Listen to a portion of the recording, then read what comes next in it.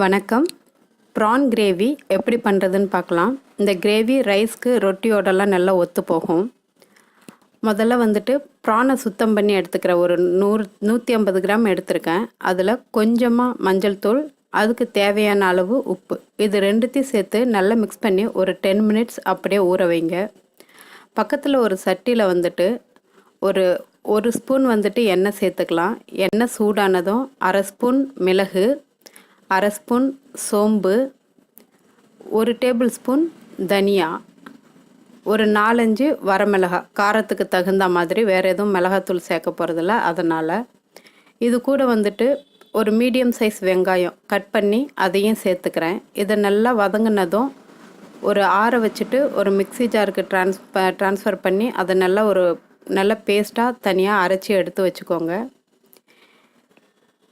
இதே எண்ணெயில் நம்ம ஆல்ரெடி ஊற வச்சு எடுத்து வச்சுருக்கிற ப்ரானை சும்மா ஒரு நிமிஷம் 2 நிமிஷம் அப்படியே வறுத்து தனியாக எடுத்து வைக்க போகிறோம். ரொம்ப குக் பண்ண வேண்டாம். சும்மா அப்படியே ஒரு பெரட்டிட்டு அதோடைய கலர் சேஞ்ச் ஆனதும் எடுத்து தனியாக ஒரு பிளேட்டில் வச்சுக்கலாம். இப்போ இதுவும் ரெடி ஆகிடுச்சு. நம்ம எப்படி இனிமேல் கிரேவி பண்ணுறதுன்னு பார்க்கலாம்.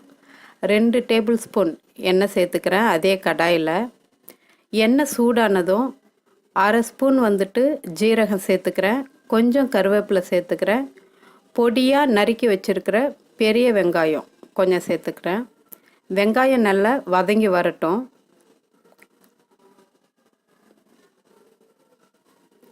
இப்போது வெங்காயம் நல்லா வதங்கிருச்சு. அதில் 1/2 டீஸ்பூன் வந்துட்டு இஞ்சி பூண்டு விழுது சேர்த்துக்கிறேன். இஞ்சி பூண்டு விழுது அடி பிடிக்கும். அதனால் நல்லா விடாமல் கொஞ்சம் கிண்டி விட்டிங்கன்னா அதோடைய பச்சை வாசனை போயிடும். இப்போது இதில் ஒரு தக்காளி, புளிப்புக்காக தக்காளி சேர்த்துக்கிறேன். ஒரே ஒரு தக்காளி தான் நல்லா பொடியாக கட் பண்ணி சேர்த்துருக்கேன். அது கூட கொஞ்சம் உப்பு சேர்த்துக்கிட்டிங்கன்னா சீக்கிரமாகவே நல்லா வெந்து வந்துடும் தக்காளி. இதில் நம்ம அரைச்சி வச்சுருக்கிற பேஸ்ட்டு, இந்த தனியா, மிளகா, இந்த ஜீரகம் இதெல்லாம் சேர்த்து அரைச்சி வச்சோம் இல்லைங்களா, அந்த பேஸ்ட்டை சேர்த்து இதை நல்லா கொஞ்சம் கிண்டி விடுங்க. அடி பிடிக்காமல் கொஞ்சம் கிண்டி விட்டுட்டு கொஞ்சம் நேரம் கொதிக்க வச்சிங்கன்னா நல்லா எண்ணெய் பிரிஞ்சு நல்லா திக்காக இந்த மாதிரி வந்துடும். அதில் கொஞ்சம் தண்ணி சேர்க்கணும். அதை நான் மிக்ஸி ஜாரே கொஞ்சம் தண்ணி சேர்த்து அதையே சேர்த்துருக்கேன். இப்போது ஒரு 2 நிமிஷம் இது கொதிக்க வச்சுட்டு இது கூட அந்த பொரிச்சு வச்சுருக்கிற ப்ரானையும் சேர்க்க போகிறோம்.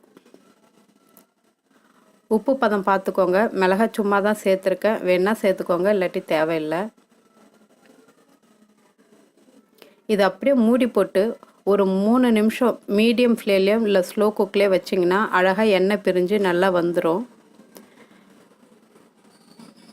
இப்போது இந்த ப்ரான் கிரேவி பக்காவாக ரெடி ஆகிடுச்சு. இதில் கொஞ்சமாக அடுப்பை ஆஃப் பண்ணிவிட்டு கொத்தமல்லி தழை நல்லா தூவிட்டு சாப்பிட்டிங்கன்னா ரொம்ப டேஸ்ட்டாக நல்லாயிருக்கும். இது நல்லா சப்பாத்தி கூட, ரொட்டி கூட, சாதத்தோட எல்லாத்தோடையும் நல்லா ஒத்து போகும். இந்த கிரேவியை உங்கள் வீட்லேயும் நீங்கள் ட்ரை பண்ணி பாருங்கள். உங்களுக்கு பிடிச்சிருந்ததுன்னா லைக் பண்ணுங்கள், ஷேர் பண்ணுங்கள், கமெண்ட் பண்ணுங்கள். மறக்காமல் இந்த சேனலை சப்ஸ்கிரைப் பண்ணுங்கள். தேங்க்யூ ஃபார் வாட்சிங்.